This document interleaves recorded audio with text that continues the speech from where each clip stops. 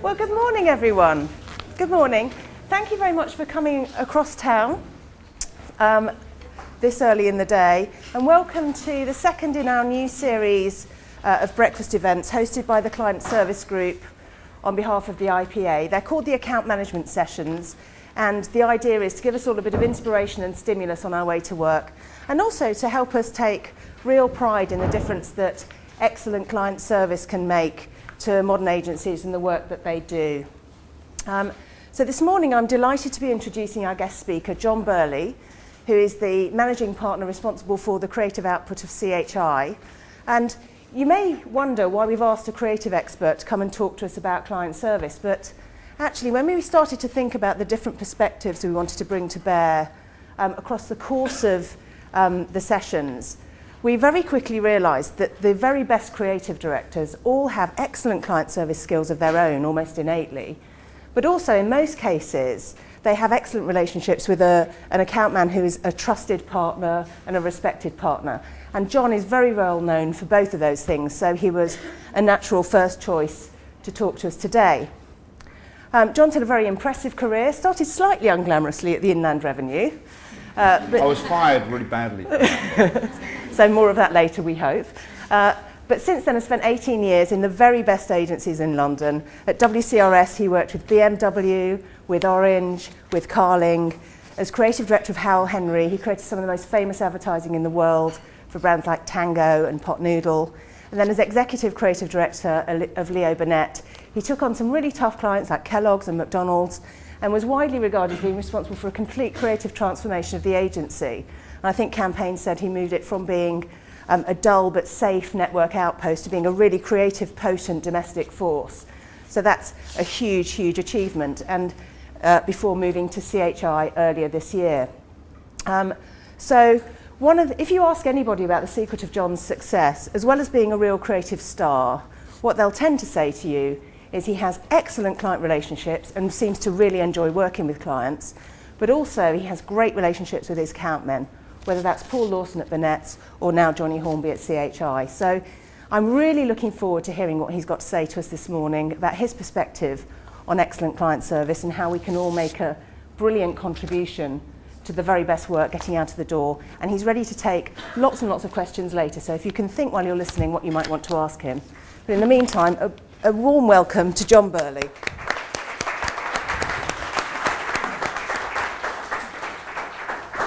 That's quite a sea of expectant faces for early in the morning. It feels like I'm having quite a fiercely vivid insecurity dream. I better check my trousers are still on. I'm not very good at this sort of thing, so I hope you don't have to ask for your money back. But what I want to do is start by reading out a horror story, a particularly ghastly horror story. If you just bear with me a second, it goes a little bit like this. It was a dark and storm-blasted Friday night. The black, desolate streets of Soho W1, intimately lit by the stuttering flashes of lurid lightning that punctuated the lowering skies. All sane people were safely huddled indoors, shuddering at the blood-curdling howls of the roaming stag parties that had come up by coach from Kent. Now, at the end of one of these rain-slick streets, there was a crumbling advertising agency, black-bricked, windows as blank and self-loathing as the eyes of a PA at a first agency Christmas party. This particular ad agency was ruled by a creative director. He was northern, as all creative directors are by law, and he had a bloke's name like Dave or Colin or Mike or Pete, as all creative directors have, because if they're called Giles or Richard, they have to work in planning and get bullied all the time. Let's call this particular creative director Ian, just for the fuck of it. And on this particular rain-lashed Friday night in W1, Ian, the creative director, sat hunched over his computer in his oak-panelled office, downloading Japanese porn whilst vigorously polishing his D&AD annuals. He was in a few of them and chuckling to himself. He had had a thought, a really unpleasant thought, and it had given him the right horn, let me tell you. Ian, the creative director, called all the new grads into his office. They stood there in the weak candlelight, shivering, jumping every time the wind buffeted the windows, making them bang. Ian, the creative director, smiled at them balefully. "It's Friday night," he said to them in his comedy northern accent, "and I've got a bit of a problem." All the grads nodded enthusiastically. "You see," continued Ian, the creative director, "my creative department's fucked up royally. There's a massive brief's been kicking around for Sony, Honda, Nike, Levi's. None of them have cracked it, and I've got a meeting with a client at 10 a.m. on Monday morning." The grads nodded enthusiastically again, all the while wondering how long this was going to go on for, as they had lives to get back to, a bit like you lot are probably doing now, but trust me, I'll get to the point in a minute. So, says Ian, the creative director, I want you lot to crack it. I want the lot. Telly, print, digital, DM, a massive experiential event, some shelf wobblers, the whole kit. This is your big chance to impress me. You've got the weekend. I'll see you all here in the office on Monday morning at 6 a.m. Now fuck off. I've got bits of filthily expensive tat to buy on the interweb that you can't afford. And so the grads, shitting it a bit, but mainly horribly excited at this incredible opportunity to create the next award-winning multimedia campaign for Sony, Honda, Nike, Levi's, traipsed off home and pissed all over their weekends. They cancelled parties, ignored their partners, even missed X Factor in their eagerness to please Ian, the creative director, who spent the weekend roaming his big house in Notting Hill and thinking up ways to coerce a young teleproducer he had his eye on to have lunch with him at the Wolseley. And on Monday morning, they're all there at 6 a.m, baggy eyes and exhausted, and lined up in Ian, the creative director's office with their shiny new campaigns for Sony, Honda, Nike, Levi's. Put them on my desk, said Ian, the creative director, impatiently. The pile of creative work was pretty high and filled with some cracking stuff. Fresh ideas, lovingly slaved over by enthusiastic young account people desperate to please their CD. Ta, said Ian, the creative director, picked up the pile of work, put it in his bin, and set fire to the lot. There, he said, face lit demonically by the flames. Now you know what my creative teams feel like when you don't sell their ideas. The end. It's a true story, that, actually. It's quite horrible, I think, rather bleak. Because I have a slightly different opinion of account handlers. I quite like account handlers. I've actually slept with a couple of them, so I must like them a wee bit. Some of them were absolute fuckers, though, I won't lie to you afterwards. I think that account handlers are as important as creatives or traffic people or planners, any of them, because it's all of us that makes our product. Not just a couple of surly blokes who sat in an office with sort of comedy hots and hair, it's all of us that do it. So I personally find the idea of teaching account handlers a lesson on how to feel the pain of losing work quite a repellent one. There's an interesting bit in there that I do want to quickly build on before I let you ask me some questions about stuff, about what I do think is an important moral to that story, if you like. It's the caring enough about the idea to feel the pain bit that I do believe in, if you like. Because what I really look for in an account handler, or in any member of the team, is ownership of the idea. I think it's an incredibly important thing. The best thing in the world for me to overhear outside the agency bar is somebody saying, have you seen our ad? And it's the our word that's really, really important. Have you seen our ad? I think this is about as a fun a job as you can possibly have, to be honest with you. I think it's a really brilliant, fucking entertaining, giddy job you can have. You make stuff that goes out there in the real world that your mums and friends see, they go on the telly, that are posters, that are turned into digital apps, whatever it is, whatever channel you're talking about, you're making real stuff that people use and enjoy. You can make people change their behaviour or make them laugh or get them excited, or even occasionally you can move them to tears, and that's quite an incredible thing that you can do. I think it's quite a powerful thing that you do. I think it's really, really excellent. So what I don't want account handlers to go and sell my ads, if you like. I don't think you can sell ads. I don't think there's such a thing as selling a commercial. I think it's a bit like working for Foxtons, okay, but without the crookery and the viciousness and the ripping you off. I've had some bad experiences with Foxtons recently. As in, you create an environment in which the sale happens, if that makes sense. I think what you can do as account handlers is use your enthusiasm and sell the world around the idea rather than the idea itself. I think you do that, but I think the most powerful sales tool in any account handler is the belief in what you're making. And your enthusiasm, I think, is what drags slightly intransigent clients through a difficult process. I think that's what you can add. I've lost my way on my notes because I got carried away then, so bear with me as I turn this page. I really have lost my way on my notes, there we go. I used to work at an agency called HHCL, which Liz referred to earlier on. Did some really, really excellent and profound advertising, some of the most rewarded advertising in the world, to be honest with you. In its pomp, it was a truly excellent place to work, a really lovely place. And it lived and died by the principle of shared ownership. One of its most famous ads was for Black Currant Tango. Now, I don't know who here has seen it. It was a wee while ago. It probably happened before some of you were born. So when you get back to your agencies, I would look it up on YouTube because it's genuinely brilliant. It won every single award going, I guess. DLAD pencils and Cannes Lions and Creative Circle Platinums and anything you can possibly imagine, it won. But the most brilliant thing about it wasn't the shininess of the award. I personally don't give a shit about that sort of thing. The brilliant thing about it was that it wasn't just the creative team's names on those awards, it was the whole ideas team's names that went on that award. Every single person, the creative team, the account handler, the planner, their names were on it, and because that's what they believed in. Now, I'm not naive enough to believe that your agencies necessarily are that generous or open-minded or modern thinking in the way they approach creative working together. But I think the important thing is that you feel your names on awards or on work. Because if you don't, it will never exist. If you don't, it will just sit out there and it's a piece of paper you hand to somebody and it means nothing. You've got to emotionally feel that it's yours and that you own it. It's getting excited about it. It's your product, if you like. It's the end product that you make. It's not a meeting or an agenda. Those are just things, processes, little tactics that happen on the way to the final product. They don't mean anything. What means something is the stuff that goes out there and excites people and sells shit. That's the important thing. That's the bit you need to be excited about. You just use the tactics of client handling to get to that place. But if you believe that end place, if you project forward, see that final piece of product, whatever it is, out there in the real world, when you're thinking and judging an idea, and go to yourself, will I be excited by that? Will I really want to own it? Will I really want my name on it? Want to tell people about it? Then I think you've succeeded in joining in with the process and making the work yours rather than just this quite intellectualized bit of stuff that doesn't really matter. Because as a creative director with a bloke's name, again, like all creative directors have, like I said earlier on, that's what I look for in account people. And everybody is that sense of shared ownership. Let me put it this way. In conclusion, and then I'll let you ask me a question. Let me put it this way. One day, you never know, you might be desperate enough for a job that you want to go to CHI and come work with me. I doubt it, but you might be. And if you were to do that and you were to come to an interview with me, I guess the way I would judge you is if you brought a reel or a book or a set of work that you feel responsible for and is yours and you're excited about and proud of. And I think that's how I would judge any account person. Not on their charm or their ability, so I expect the least of that from anybody. But on literally, this is my work, this is what I've made, this is what I'm excited by, this is what I own with other people, that's mine. So that's it really, that's what I wanted to say is the formal bit. The bit I'll enjoy a lot more is when you ask me some questions. The only question I won't answer is what's the real name of Ian, the creative director, because that will have to be a secret forever. So that's it.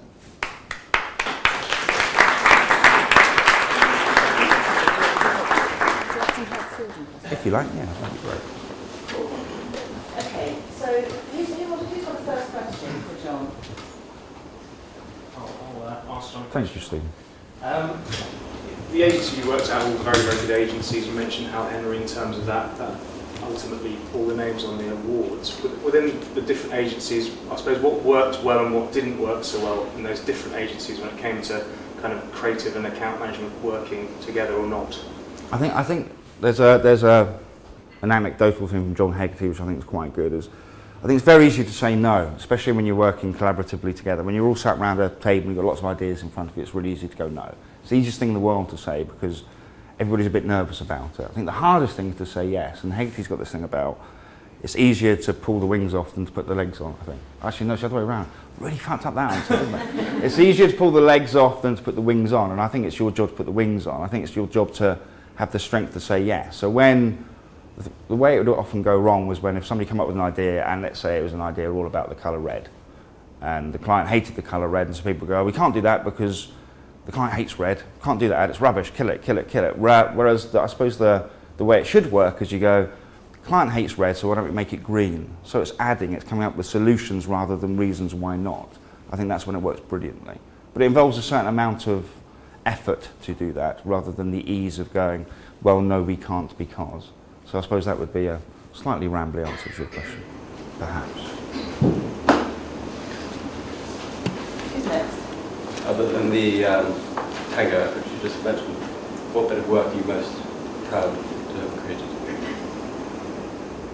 That's a bit like choosing one of your babies. I didn't create that Tagger. I think there's a correlation. The reason why it did so well was because I didn't have anything to do with it, to be perfectly honest. If I'd had it, it would have been ghastly and cumbersome and really long-winded and awful.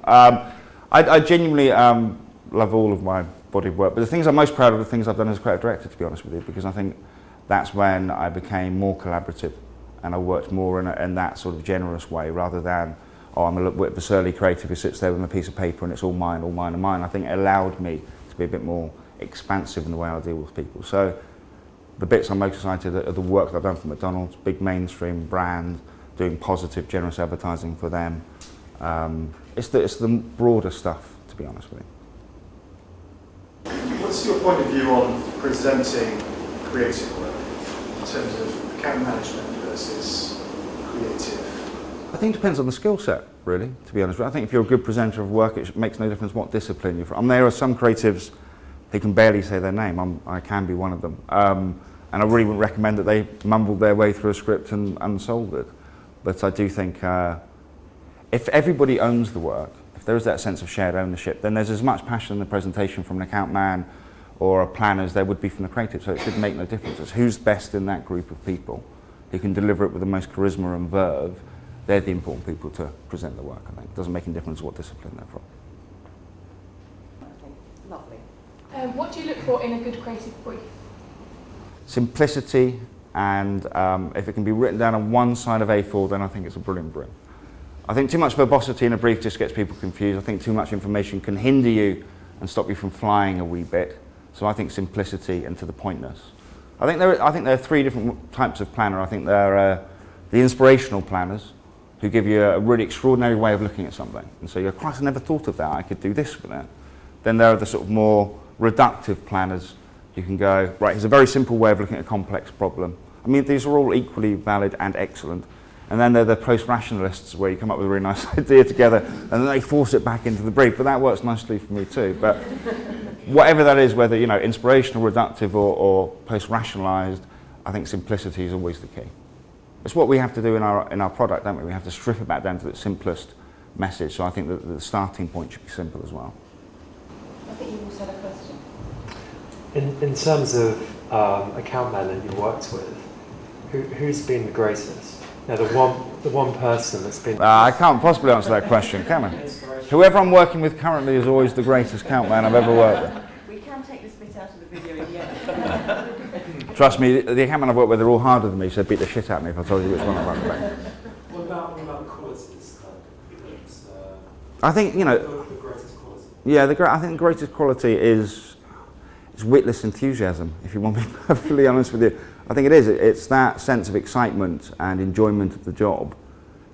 You can be the most buttoned down, sharpest, intelligent person in the room, but if you don't have that charisma and excitement about the stuff, then I think it just falls on deaf ears. So for me, I have been lucky to work with some excellent account people in my career, genuinely brilliant people, from Rupert Howell to Paul Lawson to Johnny Hornby.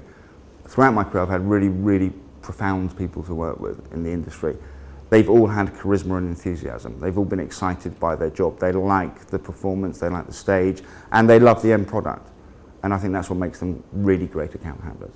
And they have all the button-down bits and all the, you know, getting the contact reports bit, all the boring stuff, like we have to write scripts with punctuation in. It's dull, but it's what we have to do. But the most impactful bit of their personality, I think, is their enthusiasm.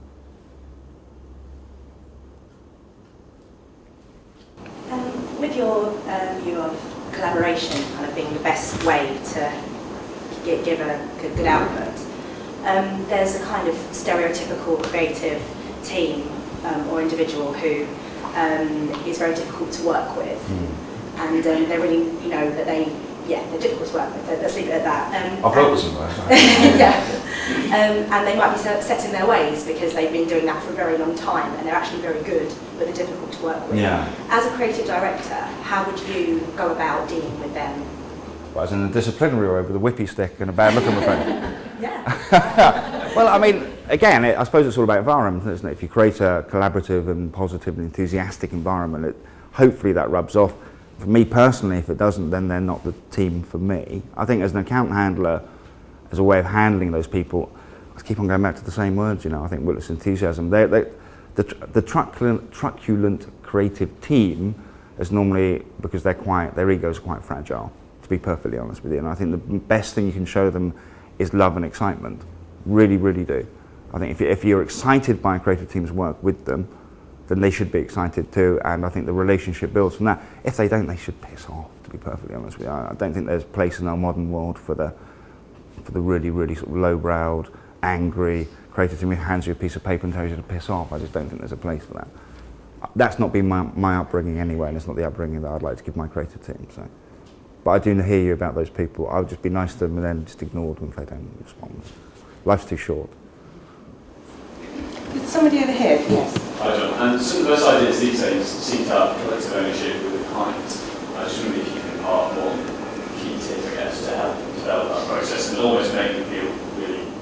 Well, I worked at HHCL, which stole a lot of exciting things from Chart Day in the 80s, and it started off the whole tissue process thing in the UK. So I'm versed in the proper, what's the word, collaborative process, if you like. I guess what I've noticed over the last 5 years is that the tissue meetings become a lie.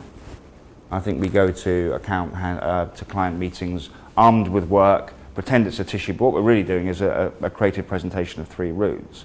I think it's beholden on all of us to actually come up with genuinely participative meetings with clients rather than presenting stuff. I think it's coming up with tactics and ways of getting the client to respond and join in rather than just say, like that one, hate that one, like that one, I love that. Because I think that's what's happened because we've been lazy in the way that we run those meetings. They just become sort of cheats versions of creative presentations rather than tissue meetings where everything's an initial idea. It's getting them involved early enough in the process for them to feel ownership rather than here are 40 scripts and they're all polished up and there's a mood tape for each and there's a big poster campaign. We've even done a dummy run on this app for you. That's not a tissue meeting. So they're being just given the final solutions. Unfortunate turn of phrase, sorry about that. They've been given the final product without actually being part of the build up to that product. So I would say get them in early, make it a genuinely collaborative and a meeting where stuff is made rather than presented. Who else has got a knotty creative problem they're dealing with that they'd like some advice on? Oh, come on, you all have. Not strictly on that, but where... Sorry, I'm asking the second question. No, where in your...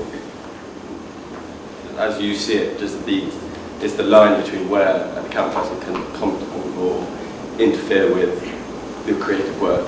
Where is that line? And obviously it's moving, but... Yeah, that's a very negative word, be interfered with. I'd hope you wouldn't interfere.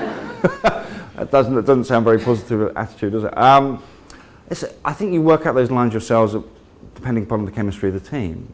I think that the thing to always remember is there are responsibilities within that team. Now, it is the planner's responsibility to represent the consumer.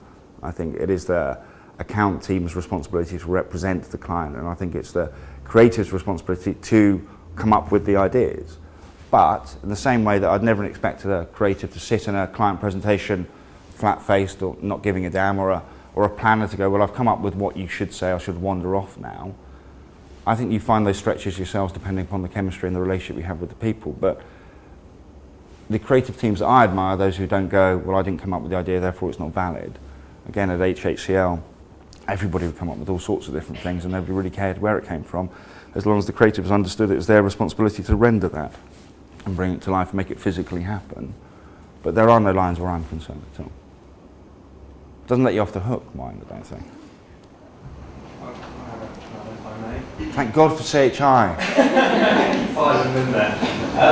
It's interesting how Henry, in terms of this incredible success, agency of the decade, and then obviously it's faded away. Horribly so, yeah. Just to get your view on what might have happened to go to. It sounds like everything was so right, and obviously the product demonstrates that, but something did sort of went wrong. It did go wrong. It wasn't just me. I did help run into ground, I won't lie to you there, and then I jumped just at the end bit. I think it's a combination of things. I think it grew so fast that it forgot its principles. I would say it'd be the prime thing. Because it was so big really, really quickly, it was a victim of its own success because it didn't move. It just went flabby, just hired anybody who come along rather than people who believed in that collaborative process. And I think it fell apart because of that. And I think it ended up repeating itself rather than building on the success, if that makes sense. It's a bit like if you see old reruns of comedy shows from the 80s, like the young ones, it's really deeply unfunny now because it just feels so in the past. I think HHCL forgot how to tell different sorts of jokes. Whereas an agency like Mother, which I think is a very similar style at its outset, has been fleet of foot enough to be able to keep on reinventing itself rather than being like Mother. And I think that's what's quite an exciting thing about it. It has the ability to keep on developing and changing the way its style and its output rather than just stuck in one place. I think HXCL, because it got so big, couldn't help but just copy its past rather than move forward. So I don't think that helped. And I was a terrible crowd director of that agency. Another question. Do you think that nowadays, there are so many more media out there to choose from, say, versus how Henry does it so years ago? Do you think that helps or hinders the creative process? That absolutely helps. I think absolutely helps. I think it's a fantastic thing. I mean, HHCR, God, I'm talking about Hal Henry's like, and I have some sad violin music playing in a minute because it's making me feel nostalgic. But we used to work in every media that there was available to us. Every single thing. We were doing really exciting experiential things a long time before anybody found that fashionable. Now, all of our, at one point, we spent about 3 years, but every single TV ad was a DR TV ad. Had a phone number at the end. Every single thing we did was based around just surprising people with the channels, if you like. I think if we'd had digital then, we would have had a right to laugh doing that. So I think it's a helpful thing. It just means that you concentrate on the big idea first, and then you execute out into the different channels, rather than going, what's a good telly ad, or a good poster, or an interesting app. I think it means you have to start back from a more highfalutin creative idea rather than go straight to the ad, if that makes sense. So I think it's a brilliant, brilliant thing. We have a lot of grads coming into our agency. A lot of guys who have done a degree in advertising. This will be their first job in the industry. What sources of inspiration would you recommend for those people to keep in touch with, or to read, or to go and visit, to help keep that fire burning? It's a tricky one because advertising degrees make me slightly uncomfortable in a way. I think it's a lot of our job's based on human empathy, isn't it? It's a lot of our job's based on working out how somebody would feel from this piece of communication. And I think if you spent most of your adult life closeted within the slightly rarefied world of marketing, I think it's quite difficult to have that empathy. So I'm made slightly sweaty by ad graduates, if that makes sense. I think it's more interesting if they come from very different disciplines, rather than coming from a pure play advertising, because I don't think you learn human connections. I think they're an instinctive thing that you get from the real world and you soak up. So I would say go out into the real world as much as humanly possible in order for them to maintain a level of inspiration, rather than go, right, school, college, marketing degree, go and work in marketing. Just because I don't think they've touched the sides of real life. As you comically referred to, I started off in the Inland Revenue. I was really, really bad at it. I was a lot better at being unemployed than in the Inland Revenue. I was really good at that. I watched a lot of telly. But that was a really healthy thing for me. You know, I've worked in the Inland Revenue. I've had a gardening business. The only qualification I've got one OND, I think. Was it called OND? National Diploma? Yeah, OND, HND, something like that. I got one qualification in interior design. I've had like a really flaky way into the industry. And my best friend who wrote the Black Currant Tango ad that I had nothing to do with, the reason he got into advertising was because he was a plumber and he was fixing the drains at the mill, which is a post-production house in London, and he came across an old mate who was editing an advert. He told him how brilliant the life was, so he went, oh, screw it, I'll go and do that instead.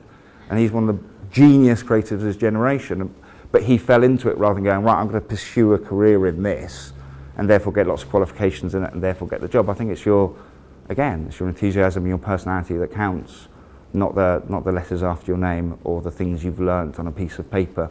It's the real world that informs the work that we do, I think.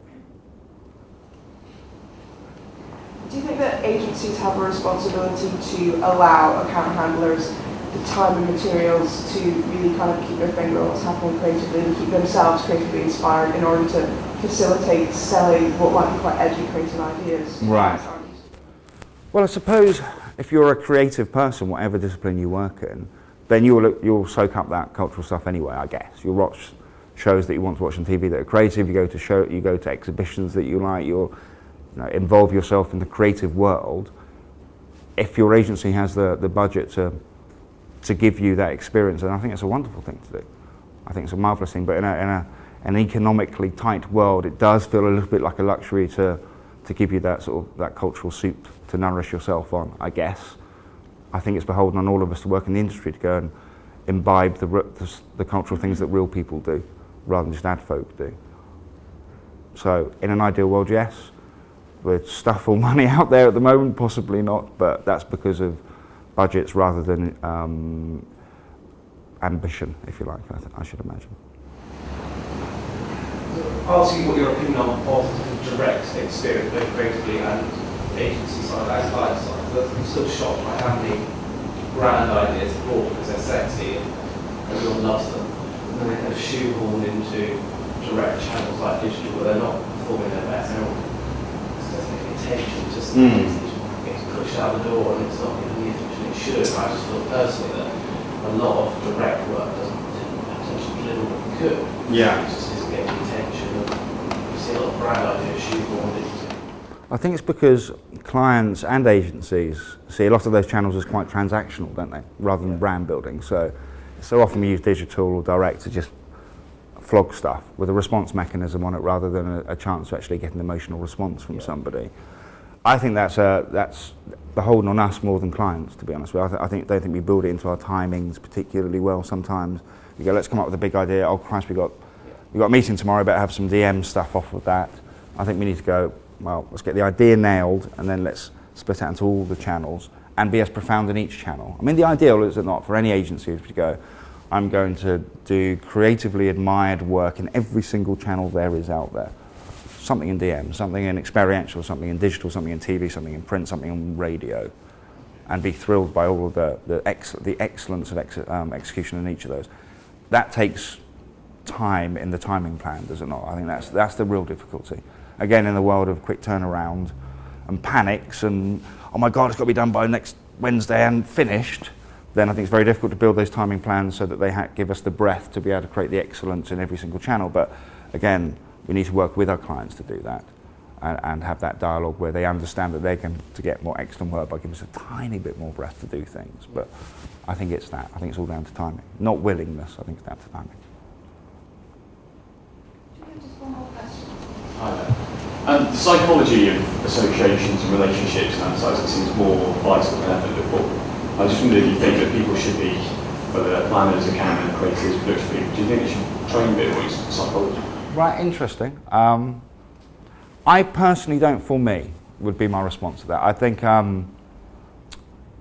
you kill the butterfly, if you understand what I mean. I personally think things should be as instinctive as they possibly can. And if you're brilliant at this job, whatever discipline you work in, it will come mainly from your instincts and the way that you behave as a human being. I think if you teach people to do stuff, it becomes slightly stiff and awkward and a bit clumsy in a weird way. And it's a bit like, you get a butterfly, you put a pin on it and you put it in like a little frame, and it's still a butterfly, but it's a dead fucker.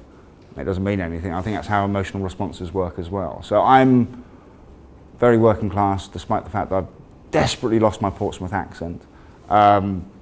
And I don't believe in over-intellectualizing things. I believe in going on the fly, but different strokes for different folks, I guess. So if you personally think you could get a more profound insight into human behaviour by studying that and being taught that, then I think absolutely.